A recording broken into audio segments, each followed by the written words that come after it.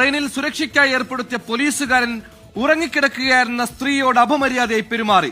പിടിക്കപ്പെട്ടപ്പോൾ നാണം കെട്ട് മാപ്പും പറഞ്ഞു. ദൃശ്യങ്ങൾ പ്രചരിച്ചതോടെ പോലീസുകാരനെ സസ്പെൻഡ് ചെയ്തു.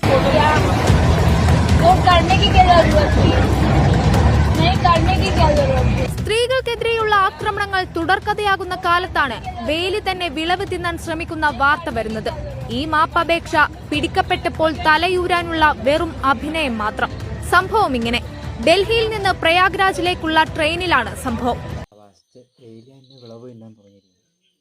ഈ ട്രെയിനിലൊക്കെ ഈ സ്ത്രീകൾക്കെതിരായിട്ട് ഒരുപാട് അക്രമം നടക്കുന്നത്. അതിൽ പ്രധാനമായിട്ട് ഇപ്പോഴും ഒരു നൊമ്പരായിട്ടിരിക്കുന്നതാണ് സൗമ്യ കേസ്. അത് വളരെ ട്രെയിനിനുള്ളിൽ വെച്ച് കിടന്ന് ട്രെയിനിൽ തല്ലിയിട്ട് കിടന്ന ഒരു സംഭവമാണ്. അന്നൊക്കെ ഒരുപാട് ആൾക്കാർ ഇപ്പോഴും ഭയപ്പാടോടെ അല്ലാതെ അത് ഓർക്കാൻ കഴിയുന്നില്ല. അതുകൊണ്ട് ഇതുപോലുള്ള ആളുകളൊക്കെ നമുക്ക് ഇവിടെ റെയിൽവേയിലൊക്കെ ഓടുന്ന ട്രെയിനിൽ ഇവരെപ്പോലുള്ള ഒരാൾ ഉണ്ടാവുമല്ലോ എന്നോർത്തുകൊണ്ടായിരിക്കും നമുക്കൊരു ആശ്വാസം, സ്ത്രീകൾക്കൊക്കെ ഒരു ആശ്വാസം ഉണ്ടാകും. ഇവർ തന്നെ ഈ പരിപാടി കാണിക്കാൻ നിന്ന് കഴിഞ്ഞാൽ നമ്മൾ ആരെ വിശ്വസിക്കും? ഇതിനെ പോലും വിശ്വസിക്കാൻ പറ്റില്ല. തീർച്ചയായിട്ടും ഇപ്പം ഈ പ്രത്യേകിച്ച് എടുത്തു പറയേണ്ട കാര്യം എന്ന് പറഞ്ഞാൽ നമ്മളിവിടെ കേരളത്തിലാണ് വനിതാ എസ്ഐമാർക്ക് പോലും നിലനിൽപ്പില്ല. ഇനിയാണ് ഇവരുടെ കാര്യം.